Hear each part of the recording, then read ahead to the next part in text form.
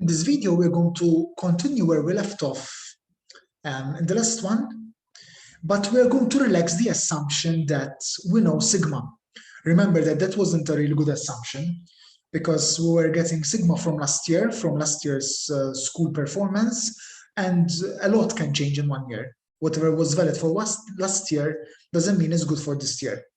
So we are going to use only sample information. So what I'm saying here is this.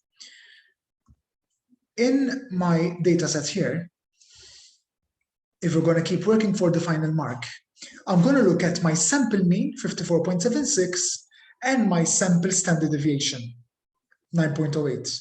And I am no longer going to use this 10.34. Okay, only sample information. Now, does this change things a lot? It does change things. Let's see how. As soon as we start looking at S, remember, S was the sample standard deviation. This formula is exactly like the one we had before, x bar minus mu over sigma root n. But now, rather than sigma, we have S. So it's pretty much the same. But as soon as you're working with S, with the sample standard deviation, you have bridged over to the t distribution. The t distribution is a close cousin to the normal distribution. They're quite close. But it allows for this situation for mathematical reasons that I'm not going to go into. All right. So for you, just remember that if you have a small sample, less than 30, which in this case we don't because we have 50, so we're good to go. So if you have a small sample, or you have unknown population standard deviation, right, which will be the case on 99% of the times, you will switch over to the t distribution. Okay, keep that in mind. Now, we don't have much to learn because the formula and the procedure is the same. And basically the only thing that we have to learn is how to obtain this t. All right, I'm going to show you using both the t table, and Excel. All right, I'm going to show you using both methods. So let's start with Excel. Let's start with Excel. So as before, let's work on the final mark. We're going to construct a 95% confidence interval for the final mark. All right, so we have to look at the data for the final mark. What do we need? X bar, S, N, and T. Let's leave T for last. N is always 50 because my sample size is always 50. X bar is 54.76. Sample mean from the 50 students, and the sample standard deviation is 9.08 from the 50 students. So there it goes. That's done and dusted. Now, how do I find that t? Well, let's use Excel.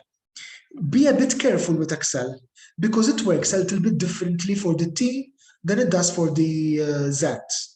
All right, so remember something. I have my probability, which is 97.5, and this time I want to find my number, my x score, my x-axis number. In the previous case, my x-axis was z. Now my x-axis will be a t value.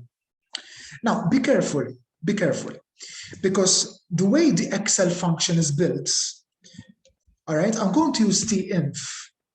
But in here, I'm not going to write like before 0.975, but I'm going to write 0.05. So when using the tinf, simply write alpha. All right, remember, if we have a 95% confidence, 5% of the area under the normal distribution is not covered. So this is your alpha. Alpha is 0.05. If we were doing 99%, I would have alpha of 1% not covered. So in here, I would put 0.01. All right, it works. The Excel function works a little bit different for the theta and for the z. All right, come on. Now we have this degree of freedom. What is the degree of freedom? Only for this case, only for the t distribution with one mean, only for this case, with one mean. The degree of freedom is always all right? Sample size -1. Sample size -1. So I'm going to put 49 because we had n equals 50. 50 minus 1 is 49. All right? So our t-value is basically 2. It's practically 2.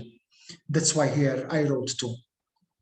All right? So remember, when using the t-distribution, it's alpha, comma, n minus 1. All right? Just to give you another example, if we were doing a 99% confidence, I would have 0.01, my alpha, comma 49.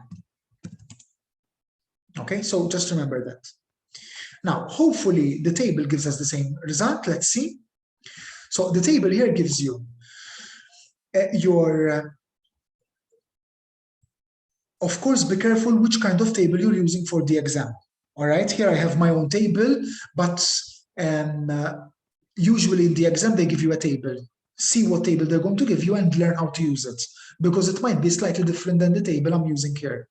In any case, here I have to look at this column, because my t with one tail is 0.025, as I was explaining in the previous video, because it's cumulative. And with two tails, it's 0.05, basically meaning leaving 2.5% clear from both sides. So I have to look at this column,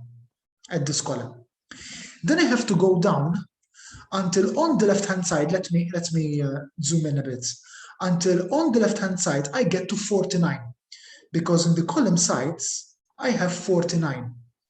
Sorry, I have the degrees of freedom. Unfortunately, not every number is here.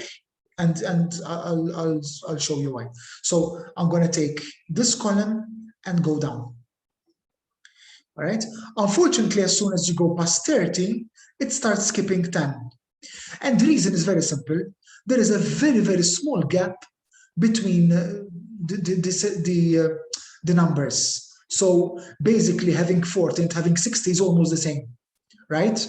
In our case, we have 49. 49 is close. I mean, it's close to 40, right? It's 2.02, which is it's basically 2. All right. The table will never be as precise as Excel, okay, because it's an approximation. But again, we got a 2 here. I'm interested in this number. All right. So going back to my information here, I have everything I need, and now simply it's a case of putting the numbers inside the machine. All right, we got this. What is the interpretation? The interpretation is the same as before. All right, I am 95% confident that the mean final mark for the whole population, for the whole school, will be something between 52.19 and 57.33. All right, with 95% confidence. If you compare this to the previous one, 51.89, 52.19, all right, well, we're not far away. Okay, that's it. We've covered confidence intervals with the permutations, most of the permutations that you can have. In the next video, we will start the extremely important idea of hypothesis testing, the famous H0 and H1, and we'll see how to deal with them.